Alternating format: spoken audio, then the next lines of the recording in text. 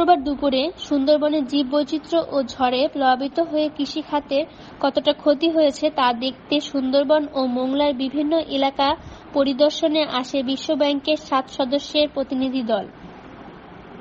সুন্দরবনের বন্যপ্রাণী প্রজনন কেন্দ্রে করমজল ও মোংলা উপজেলার বুড়িডাঙ্গা, জয়মনি সহ উপকূলের ক্ষতিগ্রস্ত এলাকাগুলোর সরেজমিনে ঘুরে দেখেন তারা।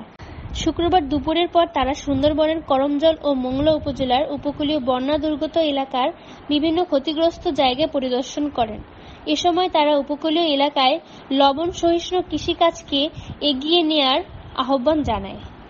দীর্ঘ 24 ঘণ্টা তাণ্ডব চালিয়ে সুন্দরবনের বনজ ও প্রাণীকুলের ব্যাপক ক্ষতিসাধন করেছে ঘূর্ণিঝড় রিমাল। সেই তাণ্ডবের ক্ষতচিহ্ন দেখতে এসে চমকে যান বিশ্বব্যাংকের এ সকল প্রতিনিধিরা।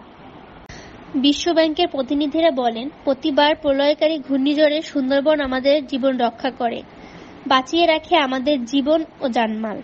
মায়ের মতো ছায়া দিয়ে ঝড় জলোচ্ছ্বাস থেকে রক্ষা করলেও আমরা কি করেছি সেই সুন্দরবনের জন্য? আমরা কিন্তু সেই মায়ের মতো সুন্দরবনকে একের পর এক ধ্বংস করিয়ে যাচ্ছি। আমরা বুঝতাম যদি সুন্দরবন আমাদের কাছে না থাকতো। গাছ কাটছি, বন্যপ্রাণী ধ্বংস করছি, স্বল্প লাভের আশায় বনে আগুন লাগিয়ে মজা করছি। শুক্রবার বনের জীব বৈচিত্র্য ও বন্যা কবলিত দুর্গত এলাকায় পরিদর্শনে এসে এই কথা বলে বিশ্বব্যাংকের বাংলাদেশ প্রতিনিধি কনসালটেন্ট সান্তনা হালদার সহ অন্যান্যরা।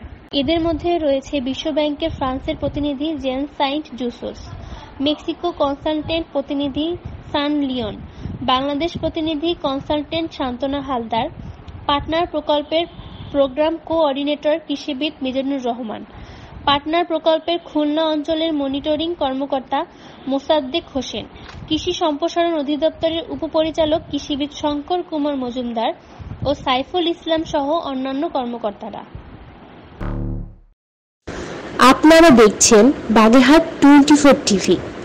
সব খবর পেতে আমাদের সাথে যুক্ত থাকুন। সাবস্ক্রাইব করে আপনার প্রিয় পছন্দের চ্যানেলটির সাথে থাকুন।